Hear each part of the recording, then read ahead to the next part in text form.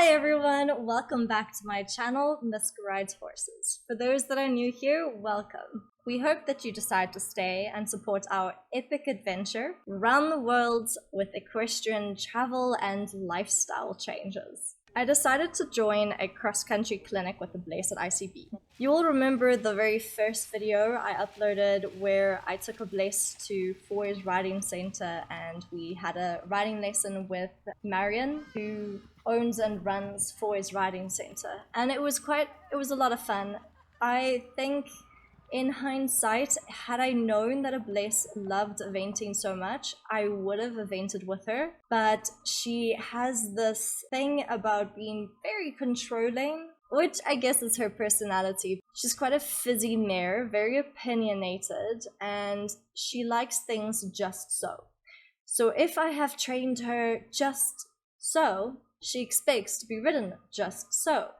And you put her in a different environment, such as cross-country. She enjoyed it, but she didn't have a lot of respect for the fences until she actually knocked one, and then she had more respect for it. She's a very mouthy mare, so for me, I should not have swapped bits when she was younger from a soft snaffle to something extremely harder, but I had no control over her at all and zero experience in training very, very strong warmblood sport horses. I was 15 at the time and it was my second horse ever and I had zero direction. I did the best that I could and I'm proud of my achievement with her, and I'm very proud that I managed to produce her so well because she is a very affectionate, kind and forgiving horse that tries her absolute hardest to clear all the fences. Even if you stuff up, she fixes it for you. When I was younger, I did a lot of eventing with Costa Bravo. He was my all-rounder. So we did a lot of things like, we did a lot of show jumping, showing, dressage, which was always his forte, was dressage, because he liked to like preen and poof himself up and make himself look all pretty for the judges. I really enjoyed eventing when I was a kid. It actually added a lot of variety to my equestrian skills. I didn't have a cross-country coach. My dad was my coach, and both of us went into cross-country with zero knowledge. I did have someone teaching me dressage and show jumping, but cross-country, nope. So that is why I decided to join this cross-country clinic that Ananda Country Base is holding, which apparently they do every quarter or every couple of months. This was a 2-day clinic that was being held at ICB, and the first day, Tim, who is the head manager, stable manager of Ananda Country Base, and has been there for a very long time and is one of the pillars of the eventing community. He took everyone around the track and taught you how to approach each fence and how to leave each fence. So it was very enlightening to actually learn from a professional eventer. That was the first day of the clinic. And after we walked the track, we got on our horses to get ready for the clinic with 3 different coaches. I had to skip out on the second day of the clinic, which is actually when you gallop the track, the cross-country track that you walked and you entered into. Ablesse and I entered the 70 centimeters track. Not that it really helped in the clinic because we were tackling fences that were way bigger than 70 centimeters, but anyway. So I had to miss the second day of this 2-day clinic because that Sunday was my first wedding anniversary with my husband, so he would have been very mad at me if I decided rather to do the eventing clinic instead of our first wedding anniversary. So I chose life. We ended up doing the welcome track, which is 70 centimeters. That was about 2 kilometers in length, or roughly 70 centimeters in height and meter wide in width, with most of the fences, and there were a lot of like water obstacles or water complexes as they call it. Usually when you do eventing and you've never done it before, you would start small so you can build up.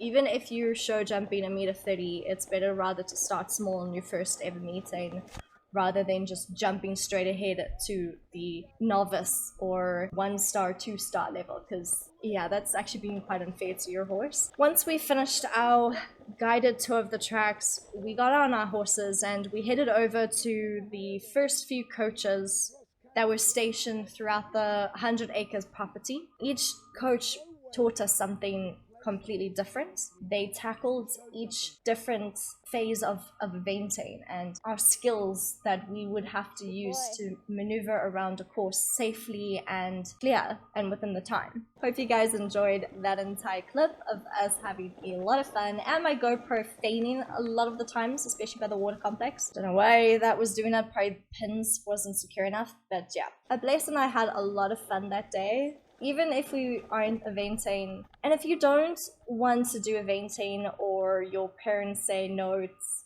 not a good idea to compete in eventing, or if you don't really see that sport for yourself, I do advise you to try and join these eventing clinics because they are very, very good for your horses to get a change of scenery and to learn skills that they could actually use in their chosen sport. Unless they're dressage horses and you have never taught them how to jump a pole or showing and you've never done any hunter classes, I don't recommend that you immediately go into eventing and try the cross country. I would suggest that you maybe check to look at teaching a horse how to go over poles first and then eventually small fences and stuff before tackling something as excessive as cross country. Disclaimer, don't follow my advice, this is just my own humble opinion. But I really do enjoy eventing, and the horses I've also ridden in the past, I do like to train them to be able to tackle any obstacle that comes their way as a show jumper. Give it a go, tell me what you think in the comments. If you have done a cross-country clinic, what was it like in your country, or what clinic did you do? Who was your coach, and how much fun was it? What was your experience with it? Was it helpful, or do you feel like you're more anxious than before you actually took part in the clinic? Our first coach taught us the basics of eventing. Yeah. Here's a few clips of us having fun with it. So this is a baby corner. As the grades get bigger, the angle will become a lot more acute. They will then start putting stuff up here, brush perhaps, down here, which forces you to jump this part of the jump, okay? First time around, we're going to canter inside of that step and just jump it like it's an oxer. The second time around, I'll test you a little bit and then we can come closer if you feel safe and happy.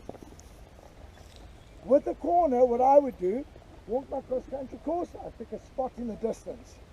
I'd be galloping up towards it. Get my spot and I line up and I stay on my line, all right? Once you're on your line, the door is to the right. You close the door by pressing the right rein against the neck, and possibly, if you need to, open the left rein, and that will just hold them on your line. Okay, you get some horses that just fucking stay still. All right, that's amazing. So let's see who does what.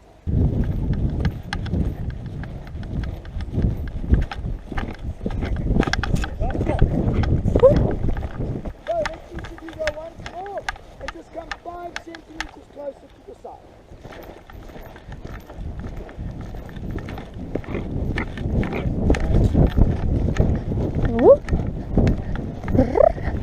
So Melissa, I want you to go around into the water at that little beach, okay? And then you're going to come up these 2 steps towards me. First step, second step, you canter into the corner.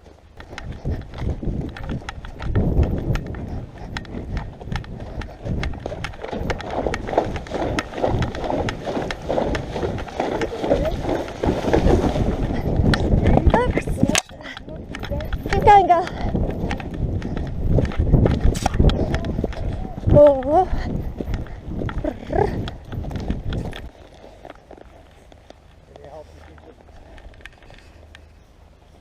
Baby mistake. There you go. Baby mistake. It's like she's never really done stuff like this before. Exactly that, eh? She's never had to. So the one thing, show jumpers don't often have to think for themselves, because the show jumping rider will place the horse where it needs to be each and every time.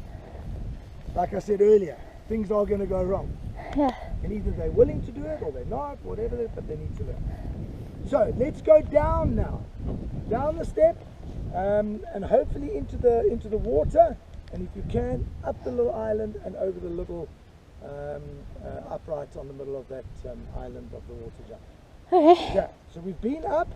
Hopefully that's enough encouragement to get them down. Some of the horses sometimes struggle over here. Let's see what they do. Now walk it. You can walk it as long as you get here and squeeze. Don't wait. Now go. Go. Get up. Get up. Yes, girl. Good bless. Oh, whoa, there's jumps there.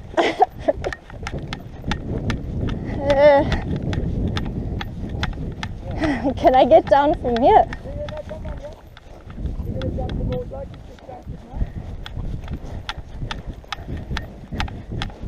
Right. There we go. Baby's waiting for you to come past him, then he's going to kick off. Good. Wait, baby. Woo! There goes my boots. Come on. I think you're more comfortable that way. Come on, boy, you can do it.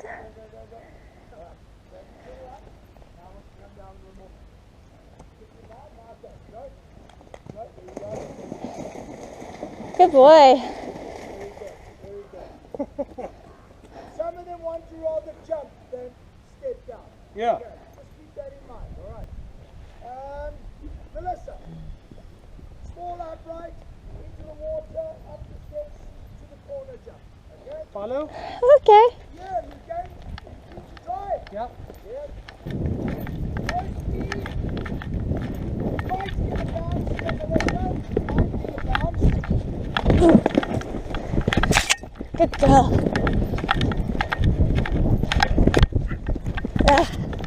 Woo! She's so brave. I'm shitting myself. Finish off. Little step into the water. Through the water and out over that, the hanging log which you haven't jumped yet. Okay. Yeah, and we'll finish on that. Yeah.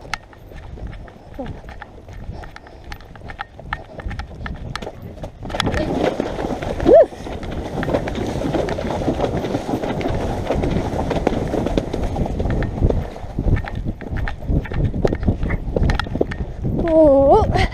Oh, she's having fun. There you go. Yeah, very well.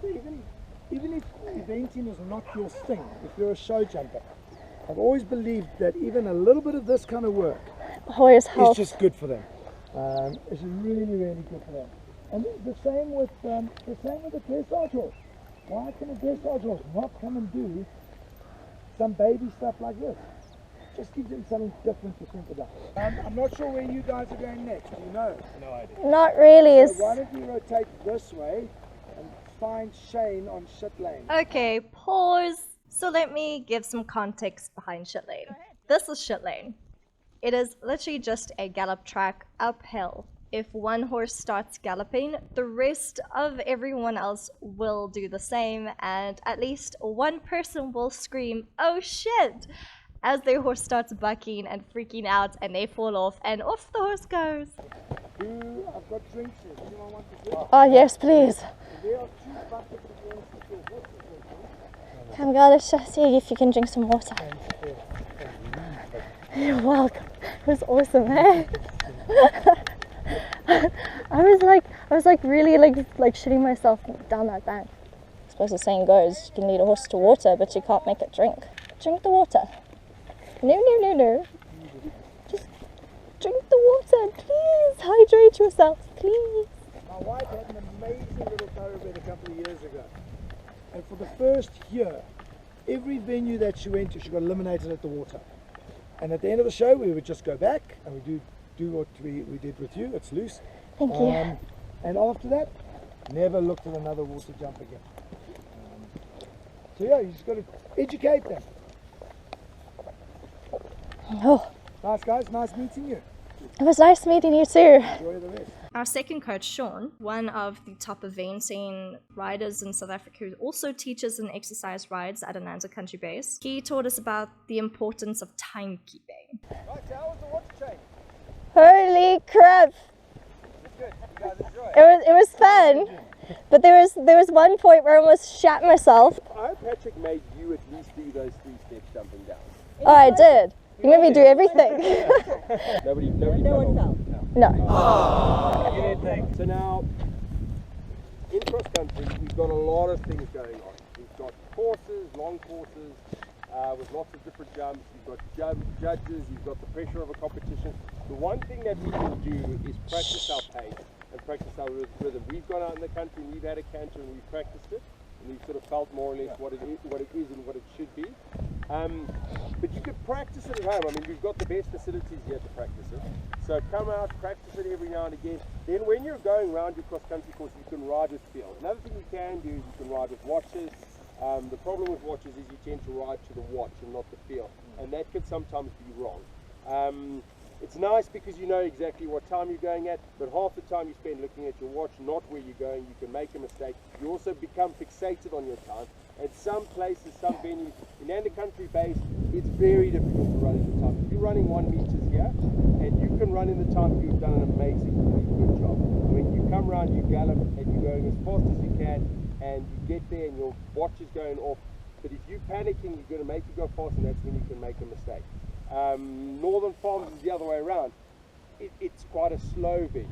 Now, the important thing with pace is rhythm, right? So we're going to just canter around. You'll see at the bottom of Saddlebrook there's an orange flag. You can actually see it down the bottom there. And then we're going to canter up.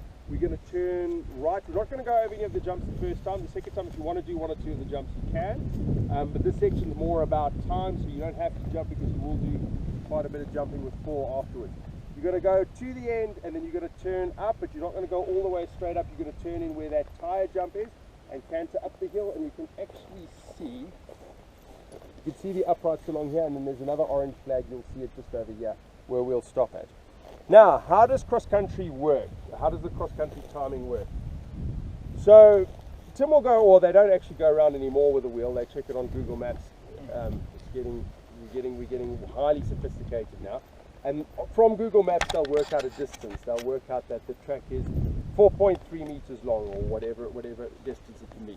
Then each grade has got a set time that optimal time they want you to run, and that they work that out in meters per second. So for 60 centimeters, it's 400 meters per minute, and then 70 centimeters is 420 meters per minute, and so on and so forth until you get to 4-star, which is all the way up to 570, which is a good pace. But what we're going to work on is just going around at a 60 centimeter pace. So it should take you, we're going to aim to try and get 2 minutes from this orange flag to this orange flag. It's just past the orange flag. I've got a spot I'm stopping you guys at. Now with our cross country timing, so they'll work out your time and they'll reckon the time will take you 4 minutes 30 seconds. Now the aim is not to get 4 minutes 30 seconds, because it's almost impossible to get exactly on the spot. The aim is to get within 45 seconds of that time allowed. So to get under 45 seconds of that time allowed. So you want to be somewhere in that 45 second mark.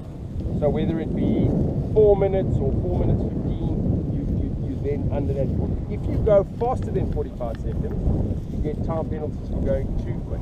What? So the reason for that is, and it's to understand. So what happened is, when they started introducing times, people used to just gallop as fast as they could. And then you end up having dangerous riding, because if I'm galloping as fast as I can, I can't have control. I mean, there's no possible way I can have control. I'm just going as fast as I can, and that's when accidents happen. And we want to make the sport safe. Then what happened as well, and this is the problem with watches, is then they introduced you get time penalties for going too quick. I actually remember it as a kid happening. And so people then opted for the approach of, we know how to beat the system. What we will do is, we will now go as fast as we can, and we'll stop at the finish, watch our watch like this, and they used to do it, I kid you not, and wait, and then walk through the finish. So then that still doesn't help and stop the problem. Then what people started doing was going fast and then going slow over the last 4 jumps. And I think it's over the last 4 jumps, I think from 80 centimeters on, you're not actually allowed to trot the last 4 jumps. You should get penalties for it. Because it's again trying to stop people from dangerous riding. You should be cantering them. I did not know this. People love to find ways to cheat, essentially. And it's not about that, you know. I mean, winning with eventing, it's lovely, it's great, but it's not about winning. It's about going out there, riding. I'm sure Tim told you the story of painting a pretty picture. Did he? No. Not? Well, he said it this morning. And you want it to be a pretty picture. You want to go around. You want to. It must be poetry in motion when you're cantering around. You don't want to see somebody going so fast it looks borderline control at best, and then they get to fence 5, which is a very upright skinny, and they fall. So it's not, cross country is not about going flat out. It's about going at a forward pace. It's never flat out. Even the top riders very rarely gallop at a flat out pace. I mean, I ride all the way up to 2-star. I very rarely open my horses to the max. Very rarely. Unless I'm winning after the dressage and there's lots of prize money and I'm pushing because I need to catch up a little bit, that's the only time. But it's on the odd occasion. I also never do it with a young horse. And the reason for that is very easy to teach your horse to go fast. Horses love to go fast. They don't need much incentive to go fast. That's what this is about. It's teaching rhythm, going at a good rhythm, going at a good pace. The exercise he gave us was to gallop a loop track, and we would be timed. Ready to go. I mean, I'm pretty ready. We can start her off, Philip.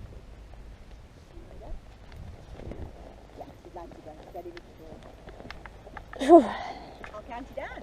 Okay. So, 3, 2, 1, and off you go. Here you go.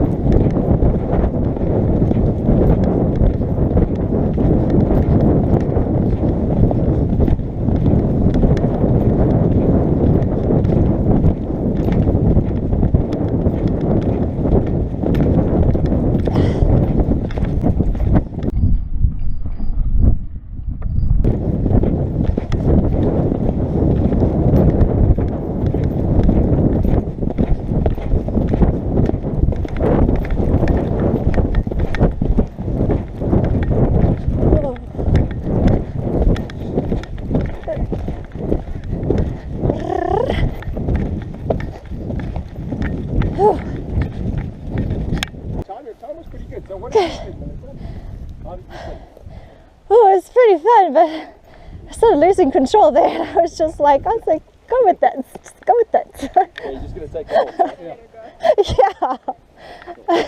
Cool. Okay, so what do you think? Do you think you were fast, slow, or on time? Well, in the beginning, I felt like we were going faster than you. Like, you were quite relaxed, and then you got a little bit faster here towards the end. Me, from what I was feeling, I got like fast, and then got faster, and then faster, and then I was like, okay, gotta slow down now. So your time actually was pretty good. So Brad was a little bit slower than you, but your time, you were more or less there. You were 1:53. So 7 seconds under the time allowed, which is good. And that means you're in your time allowed, you're pretty close. I mean, if you can get within 10 seconds of the time allowed, you've done a really good job. I mean, that is a really good job. What you must work on, Melissa, to get a bit of control, is just coming out and letting him open the canter, come back. Open the canter, come back. Sometimes having a really slow, collected canter up the hill. Sometimes a little bit quicker, sometimes even just walking. So it's just teaching him that he's got to listen to you. Yeah. Okay. You know, she knows her job. She, jumps amazingly, your horse. So she knows what she's doing. And that's sort of sometimes the problem. More experienced horse sort of reckons, I know what I'm doing. Don't need my rider to tell me what to do. Where Brad's horse is like, Dad, what do we do? I'm waiting. Where the more experienced horse is like, Mom, please, you know nothing. So I know my job. My fingers are feeling it a bit. From over there, he's like, this is a race. We got the Durban. Yeah, I saw that. I was like, is he getting too fast there? Even I started, he was just like, yeah, you kept trying to pull him back and he's like, nope. So our times are spot on. So just to make sure it wasn't a fluke, we're going to go around and do that again. If you want to add a jump in, you can. You don't have to though, because you are going to jump quite a bit more with Paul. She's so eager. It's a temperamental like mine. Yes. Yeah. Okay, Melissa's good. We can send her off as well. Okay. Legs. Chill. Chill. Chill. Goodness gracious me. 3, 2, 1, and Jeez, go.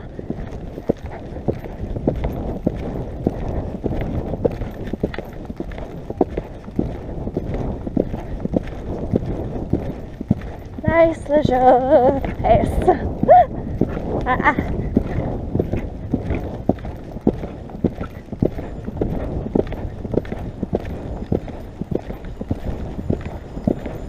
Leisure pace, go.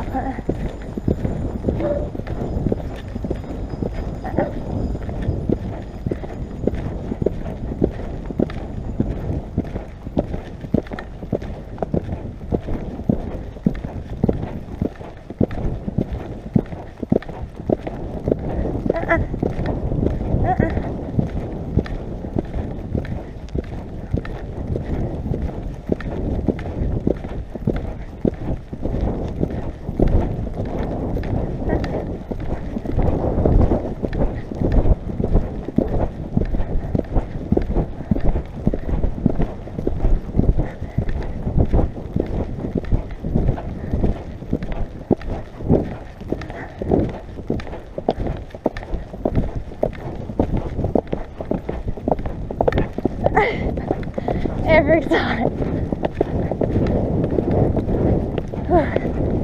Hey, hey, hey.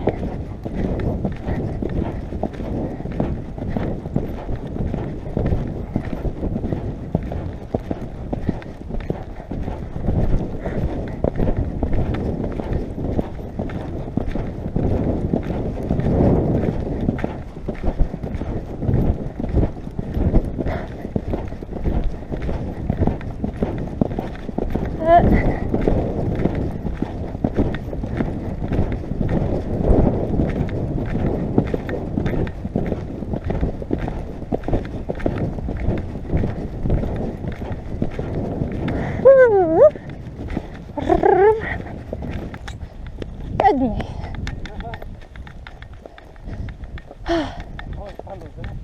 Oh, I'm exhausted.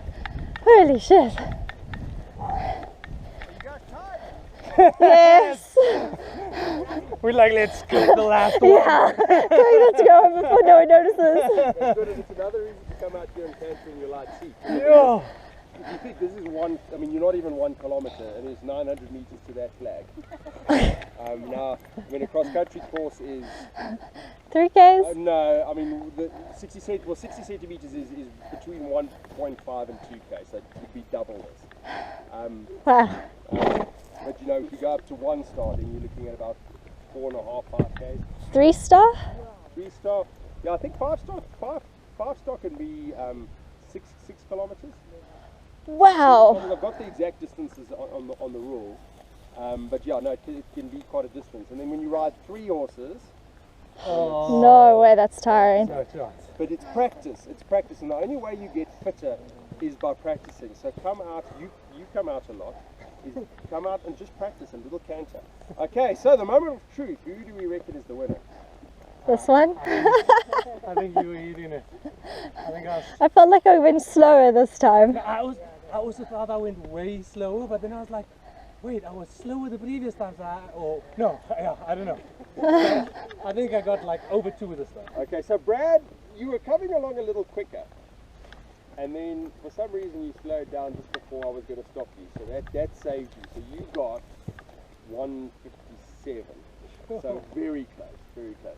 And Melissa, you were a little bit slower. You were 2 minutes 8 seconds, which is weird because you were almost neck and neck when you came around the corner there when I looked at the stopwatch. But I think you did this last section quite slow. But it's good that you guys are understanding your pace. It's good that you could realize that you were slower.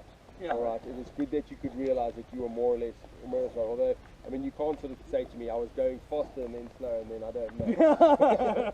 You know, but you guys were really good. I mean, so far I've been so impressed with the afternoon people. I mean, the group before you was all really good, and I mean, you guys have been bang on, and I mean, your timing was really, really good. Awesome. So no, really well done. Practice it, and you don't even need to practice over such a big distance. Well, you're going to do some cross country. I don't know.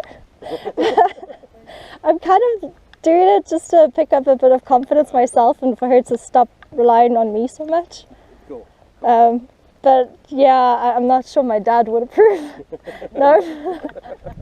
Well, it would be lovely to have you. Yeah, my mom actually stopped. My mom stopped me from eventing. My mom didn't talk to me for 3 weeks when I used to do eventing as a kid. No, I mean, but in fairness, the first season I took it really seriously. There were some really bad accidents, and my mom just happened to be at all 3 of them. Oh, I saw all 3 of them happen, and she said no more. And shame she actually hasn't seen me. The last time she saw me event was when I was 14, so a long time ago. That's a long while ago. Yeah. So I'll have to go down and event at Curlin, and then she can come and watch me because she stays in Sedgwick. But really well done. Have we got any questions? I mean, pace is important, and it's good to practice and get a feel. You know, you could practice it just between 100. You can mark out more or less 100 meters and work out your time, and then time it. You know, time it. You can almost then what you could do is you can also include, you can gallop, and then say, right, I need a slow 100 meters, so I need to do it in 20 seconds, because normally we should be doing it in about 15 seconds. It does seem crazy to be doing 100 meters in 15 seconds. That does sound quite quick, but it actually on a horse is quite slow. Yeah, because we got 4 legs opposed to 2. Yeah. But you know, it's practice, and you know, even when you're practicing, you come out and you canter, let them open up, come back a little bit, open up, come back, teaching them discipline, teaching them control. Okay, all right, well done, you two. I'll give you your water, and then thank you. You guys can head down to Paul. Because you came from Patrick, hey, at the Yeah. water. So yeah, head down to Paul. He's at the Rust today, and go and see what he does there. And sit tight when he makes you canter up today. The first time. Do you think we should make them do the long route? I think we should make them go for one more canter and do the long route. No? What's the long route? You go all the way to the top, and then all the way around, and then all the way back, and then all the way. How about no? I felt like that was like sarcasm. No. Before we go, which way do we jump then? Is this a... Yeah, this is in 70. Is this in 70? Yeah. No. No, this maybe is like 1 star jumping this huge bank. So which way do you jump it? Wouldn't you jump it from that side and then you jump down the bank? Yeah, you can actually jump it both ways. What? Yeah, you can jump it both ways. And then I think this is normally, I think the lowest class you'd have would be about 1 meter. They did have it in 90s champs once, but it was a very strong 90s champs class. And 90s champs should be almost 1 meter. And then we didn't have to go with skinny afterwards, just jump down. Over, down. Skinny, yeah. And when you jumped up, in the 1 start was jump up, over, turn left, and then over the brush jump. That's me about a 12. I don't know. But yeah, it's a proper fence, but it looks far more intimidating than it is. And by the time you get to a meter, your horse knows their job. They're going. I mean, and that is something like Melissa, like, you show jump high, but show jumping and eventing is two very different things. I mean, a meter doesn't sound very big, but when you start throwing things in like this, Yeah, that's big. it puts it into perspective. I mean, the meter show jumping is not big, but the technicality is very big. Oh my goodness, Shell. How many bikers are you getting today? I want to do Christmas decorations early. Oh, Jesus. See, this is going to get your hindquarters moving. This is child's play. Did you do it before? Yeah, Lizzie makes me do this. The final coach of that day was one of our Springbok International event riders. He taught us the importance of approaching banks, how to ride them and be confident when you're approaching them. My fear of heights did emerge at one point, but Ablesse was so level-headed and brave. She gave me a lot of confidence and reassurance that day, which I'm really grateful for her. Let's start with the big bank, guys. Okay, cool. Hey, nothing can be compared to what we're doing in the water. 60 to a big bang. Yeah, come on, guys. Let's start big. Big or go home. Okay, so when we do bank work, so when we go up, we want to be vertical always. Okay. If your eyes are up and your chin is up, you'll always stay in the middle of the So when you're going down, you keep your eyes up and you'll stay in the middle. When you ride up, the same thing. Okay. Which is the hottest for these two horses? I don't know. They're both very They're both very hot. You got the hottest horses today. First time eventing, hey guys? Okay, so we're going to start crossing through the upright, down the bank, eyes up, nice circle, back up. Okay, one behind each other. We were first introduced to poles on the ground with a small and barely noticeable bank.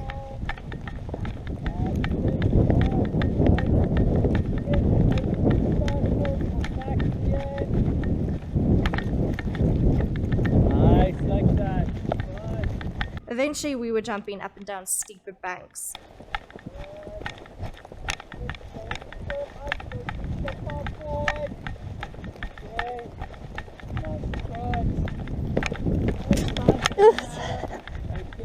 Yeah.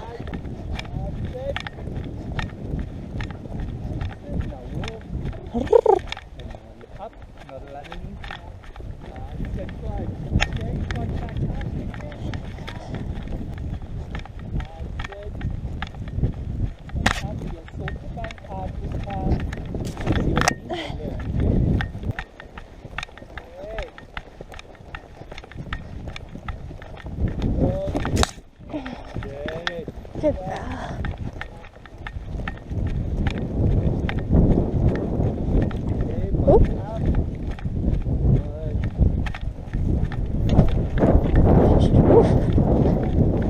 They just don't, they look so tiny from like when you look at them, but as you get closer, yeah. That's a big difference.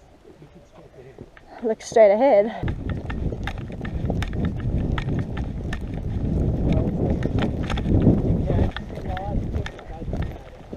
Good girl.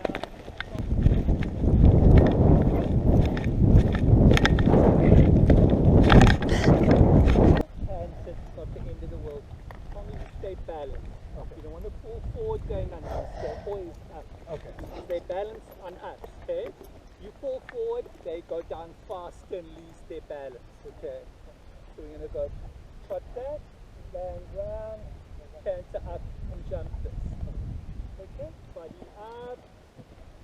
Body up. Well done. Very good. We jump over a bank and then down a skinny, or you jump a skinny and then go up a bank. It's really intimidating when you approach a bank, which is basically like a 90-degree angle, and you have to figure out how to jump that. So you always got to keep your eyes up on the horizon and not on the ground, because where you look is where you end up. Good girl. Good girl.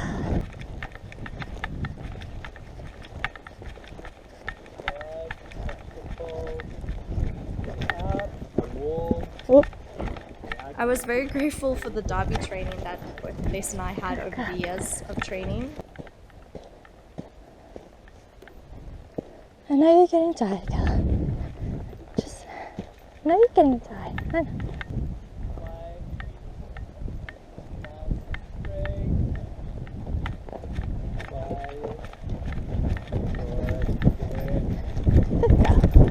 So we practiced all that control so that if you come down here, balance and get to here.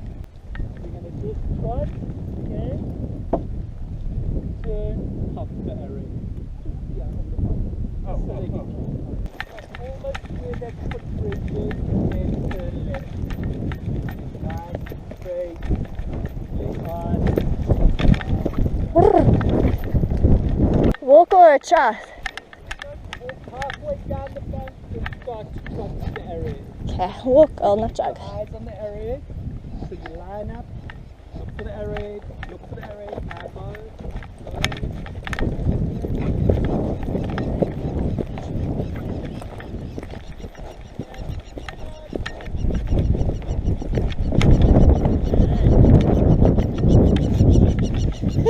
Yeah. start it over, 1, round up over 2. So we're going to do it at the canter now, okay? 1, 2, you're going to come round through here, you're going to balance up. Same practice, okay? You're going to walk, halfway down, trot, jump, dash. Round the mound, up over that. Okay? Everything has to have control, okay? That's the hard thing about cross country is these are the things that catch up. If you've got the poles on, it's easy. If you come down too quick, they duck out, okay? So, what you got?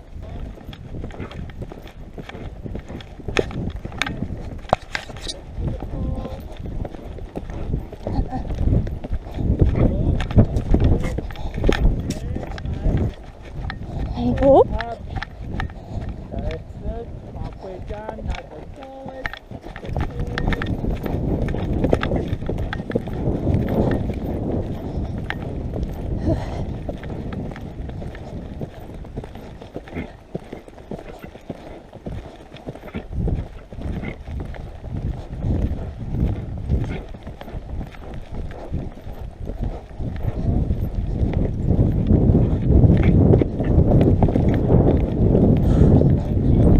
Yes. Okay, Mel, don't you want to drink some water?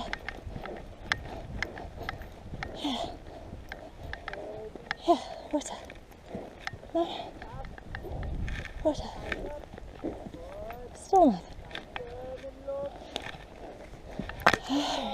The coup de grace was definitely jumping up and down a freaking tall and steep bank. That was beyond terrifying, but we made it out alive, so kudos for us. So now we're going to do one good thing before we go. Okay. We're going to go down the big bank. Where's the big bank? Yeah. So straight down at the wall, just like we practiced there. Okay, straight down here in front of me. Off you go. Okay. You're not allowed to look down. Look up so your body stays in the middle. Yeah, like that. Good girl.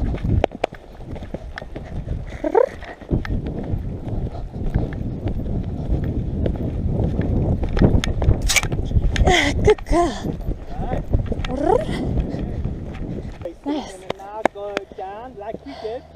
Slowly turn and jump that log over there between the two green poles. Okay. So you've got to have balance. You can't rush. Okay, you want to fall over. Nice and straight. Okay? Let it down. Got to keep your eyes up because then your body stays in the exact right